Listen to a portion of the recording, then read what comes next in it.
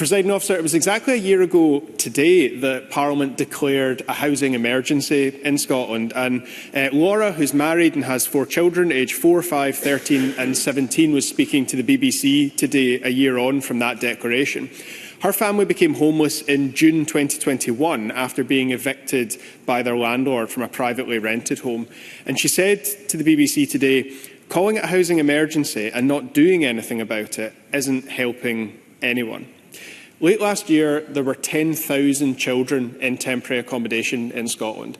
As of this spring, there were more children in temporary accommodation in Edinburgh than in all of Wales. Now, there's no single cause of this crisis.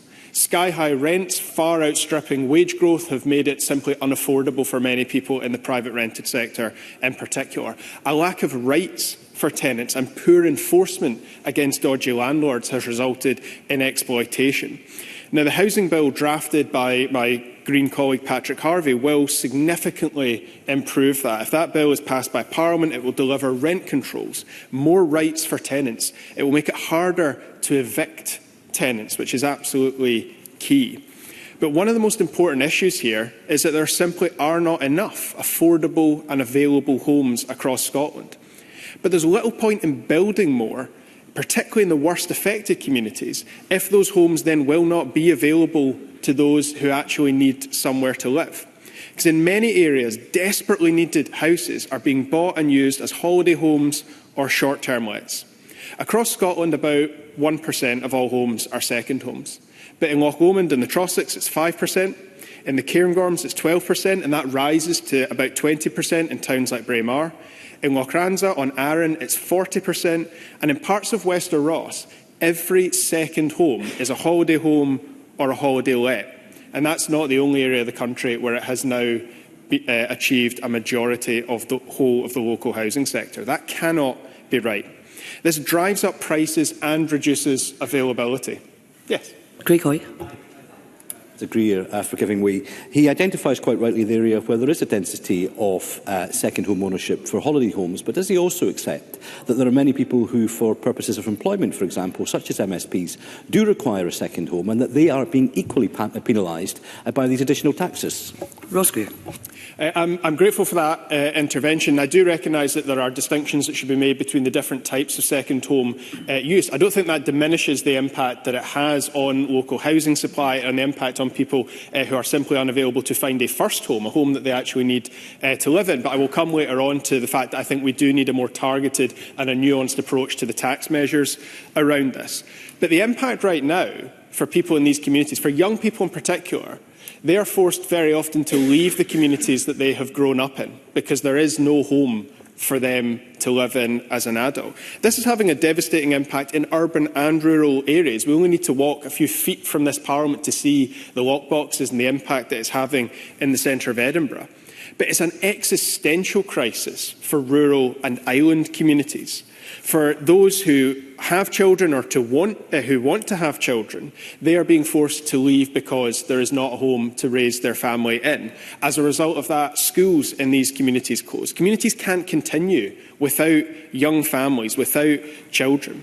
I've heard people say that it's like living in a museum or a theme park to be in an area that is increasingly dominated by homes that sit empty for most of the year. They lose their status. They lose that feeling of being a real community.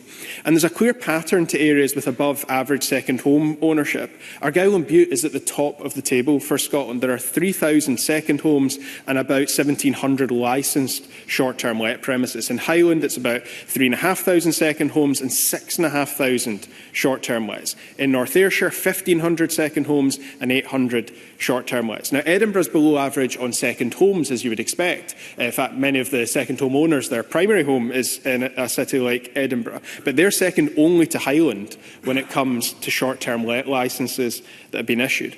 Across Scotland, we're talking about 50,000 properties, about 22,000 second homes and 27,500 licensed short-term lets. That's missing those that are not yet licensed. And I brought this motion to hear if other parties and individual members agree that the balance across our housing sector is not right. And if they agree that the balance isn't right, what can we do about it? Now, progress has been made. The Greens delivered the power for councils to double council tax on second and holiday homes. We've also doubled the additional dwelling supplement from 4% to 8% when buying an additional property.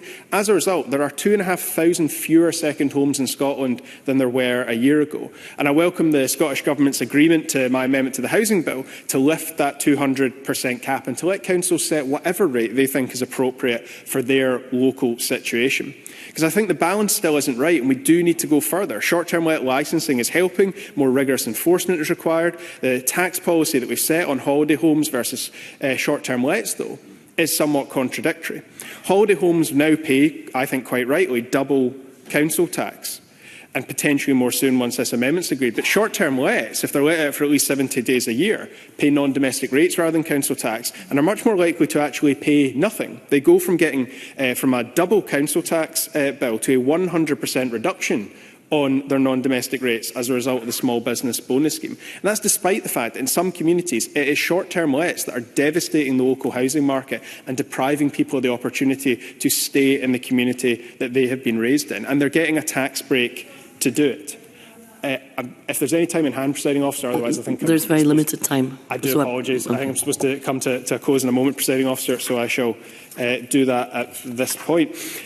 Parliament's already agreed that we are in a housing crisis across Scotland and dramatic action is required to address it. But there's no point in building homes which won't tackle the crisis because they are being bought and used as second homes or as short-term lets. This is existential for our rural communities. Tax is a powerful tool to tackle this, but it's not our only tool.